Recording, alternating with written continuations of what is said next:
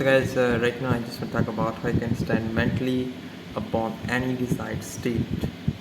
Although man may not be able to stand physically upon a state, he can always stand mentally upon any desired state. By standing mentally, I mean that you can now, this very moment, close your eyes, visualize a place other than your present one, and assume that you are actually there. You can feel this to be so real that upon opening your eyes, you are amazed to find that you are not physically there.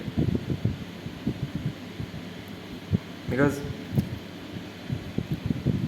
maintaining a physical state is quite difficult to stand, but resting on a mental state, that is a bit easier.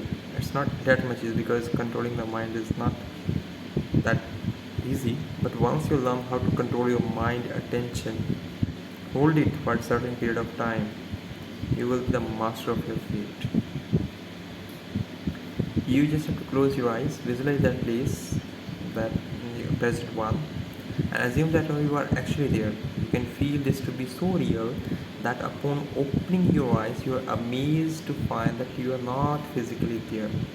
You must have to be so much versed, so much dwell in that particular state that seems real to you. This mental journey into the desired state, with its subsequent feeling of reality, is all that is necessary to bring about its fulfillment. Your dimensionally greater self has ways that the lesser or three-dimensional you know not of. Furthermore, to the greater you, all means are good, which promote the fulfillment of your assumption. So that's what the author wants to talk about. Do not worry about how that will come, whether that will come cause any harm to others or not. That's not your job. You do not have to concern all those things. You just have to remain faithful to your idea, faithful to your uh, vision, assume the feeling of wish fulfilled, and your biggest self has ways that you are not aware of. Remain in that mental state defined as your objective until it is a feeling of reality, and all the forces of heaven and earth will rush to aid its embodiment. Your greater self will influence the actions and words of all who can be used to aid the production of fixed mental attitude. So again guys, mindset is everything. So having a fixed mental attitude, that is all you need. So if you could hold your attention on a particular state for a certain period of time, that must be manifested in your life. That's all you need to be successful. Now we turn to the book of Numbers, and here we find a strange story. I trust that some of you may have had this experience described in the book of Numbers. They speak of building of a tabernacle at command of God, that God commanded Israel to build him a place of worship. Right? So here the author is just talking about some of the experiences he had in the past, where he just want to share his opinion. I can tell you dozens of personal experiences where it seemed impossible to go elsewhere, but by placing myself elsewhere mentally as I was about to go sleep, circumstances changed quickly, which compelled me to make the journey. So anything, even if it seems impossible, just have to go into their imagination, the state of drowsiness before sleep. Imagine yourself in that particular scene as real, performing that action, and feel it to be real. I was about to go sleep, circumstances changed quickly, which compelled me to make the journey. I had done it across water by placing myself at night on my bed, as how I slept where I wanted to be. As the days unfolded, things began to mold themselves in harmony with that assumption, and all the things that must happen to compel my journey did happen.